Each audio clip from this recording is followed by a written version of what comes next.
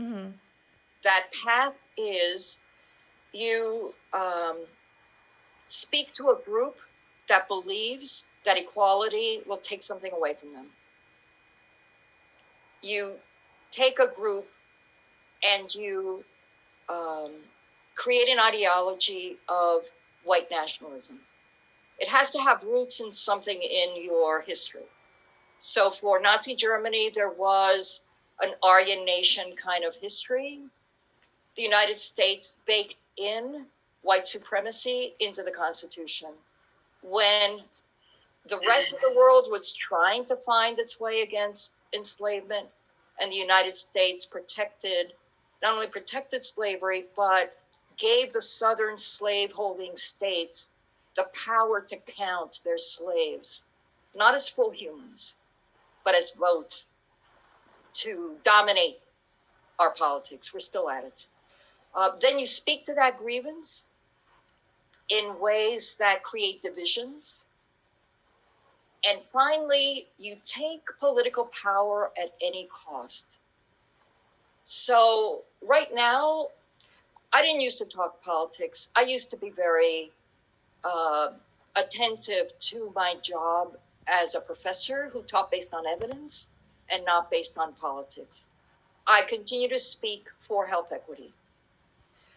So you begin to take over government with the polarization and the grievance mentality. And you take control where you can, the judiciary, voting, local government, and you do whatever you have to gain power. You say, we cannot let Barack Obama appoint a judge. That would be wrong. The people must elect. Then you now have Trump in the presidency, and all of a sudden you have a corrupt government that says, we must let the president select.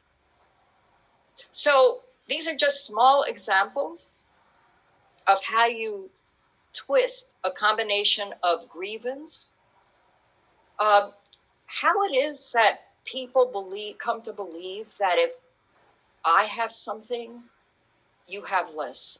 That has to be manipulated because abundance is like love. The more you give, the more you have. It's like faith. The more you give, the more you have. So you have to be carefully taught. So I was recently, before the pandemic, at a very beautiful event at Brandeis University. I don't often go to Jewish-focused events, but a beloved friend of one of my nieces had worked on a book. It was 2 books by documenters of their family history with the Holocaust. A young woman who took the memoirs of her grandmother, who was a Holocaust survivor, and a German descent woman. She came through Brazil, and she discovered, by being a detective historian, that her grandfather in Brazil had been in secret the head of the SS in Germany. And he had managed to escape to Brazil, and he had managed to hide his crimes. And we're all sitting around. This was an event to speak to what do we need to know about our histories. And all of us there, the writers, the discussants, the scholars, the survivors, we thought this would never happen again. We thought we were never going to see fascism of the Nazi Germany sort ever again. We now have children on the border in cages. We have the criminalization of immigrants. We have a criminal who's a president and who's going down in flames. Don't think he's not. We have the Republican militias with armbands preparing to go to the polling booths. They are preparing for election suppression, for voter suppression. The minute a Republican majority had appointed most of the judges, they removed, I can't look at the chats. I have cognitive processing issues. The minute the Supreme Court was challenged to say, do we still have voter suppression in the United States? They said no with no evidence. And we now have the problem of having to go county by county, state by state, to address the manipulation of the vote. The only Republican strategy right now. And look, I didn't used to say Republican Democrat, but now that we have Nazis, we got to do it. I don't think Donald Trump's a Nazi. Okay, all right, great, Mary. This is not the debate I'd like to have. You asked me a question. Right. And let's have this offline, okay?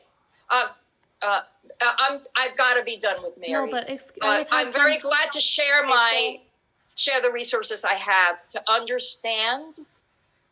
All right, so maybe he's not a Nazi. Maybe he's just a fraud and a criminal. Well, can I just say something, please? It's about the children at the border. Are you aware of how many children are trafficked into this country? Oh, Mary, of course I am. Because I think that's a really big human rights issue that no one speaks about. And so, Mary, you would like us to talk about trafficked children? All right. Let's do it some other time. Okay. Was there something? How am I doing, guys? I think Manny raised his hand, and three-headed chimera that guards the gates of life and the gates of death. This is what keeps oppression in place, and it's systemic. So I do try to center on what women of color know, because in most parts of the world, they have had the darkest view of inequality and work the hardest to keep our families together anyway. Trafficking is an abomination, Mary.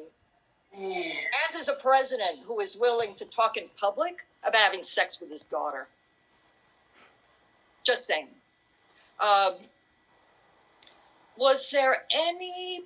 Well, let me just say, I am very glad to give people, probably not today, but my Zoom office hours, my email. I think my email is on the PowerPoint presentation. Very, very glad to, follow up if you have questions and you'd like to send them to me. I'll also put together more of the accessible resources. Once we move to Zoom, I'm using more video because I just think it's hard to do all this without the support of a classroom, in-person environment, and it's important to have different ways of accessing the information.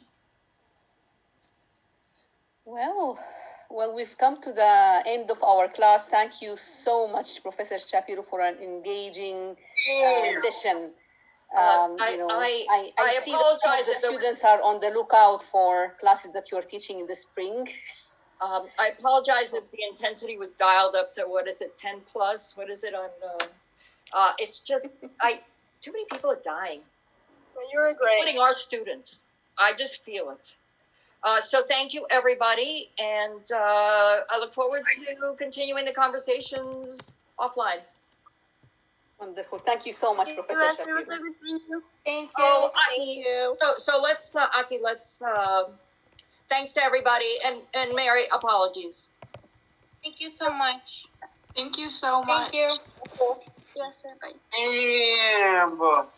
Thank you. See you on Thursday, everyone. And if you would like to join Meg during office hours,